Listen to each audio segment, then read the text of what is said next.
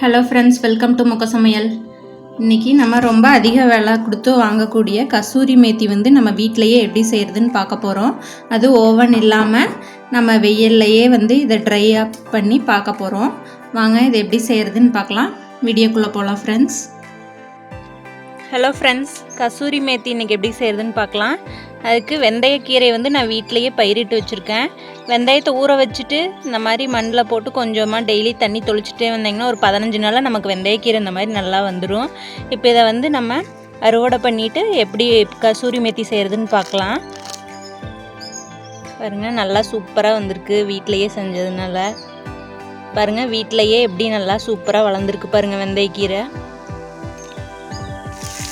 இந்த மாதிரி நல்லா வாஷ் பண்ணிக்கங்க. இந்த மாதிரி வெந்தயக்கீரையில் நல்லா தண்ணியில் வாஷ் பண்ணிவிட்டு அந்த மண் போகிற அளவுக்கு இந்த வேர் பகுதியை கட் பண்ணி எடுத்துக்கோங்க. இந்த மாதிரி கிள்ளிக்கு கொஞ்சம் கொஞ்சமாக அந்த வேர் பகுதியில் இல்லாமல் தலையை மட்டும் கிள்ளி வச்சுக்கணும்.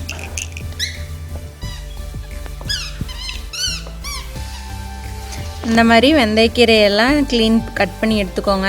நல்லா இந்த மாதிரி வேர் பகுதியில் இல்லாமல் இந்த மாதிரி க்ளீன் பண்ணிவிட்டு தண்ணி இல்லாமல் டேரெக்டாக வெயிலில் வச்சு காய வைக்க வேணாம், நிழலில் வச்சு நல்லா காய வச்சுக்கோங்க. ஒரு 2 to 3 days ஆகட்டும். அதுக்கப்புறம் தான் நமக்கு கசூரி மேத்தி கிடைக்கும்.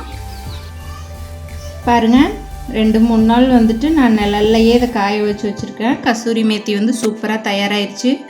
ஓவனே இல்லாமல் இந்த மாதிரி நீங்களே வீட்டிலையே ட்ரை பண்ணி பாருங்கள். ரொம்ப சுவையாகவும் இருக்கும். கடையில் வாங்குறது ரொம்ப அதிக விலை கொடுத்து வாங்க தேவையில்லை. நம்மளே இந்த மாதிரி வீட்டில் தயாரிச்சுக்கலாம் கசூரி மேத்தி.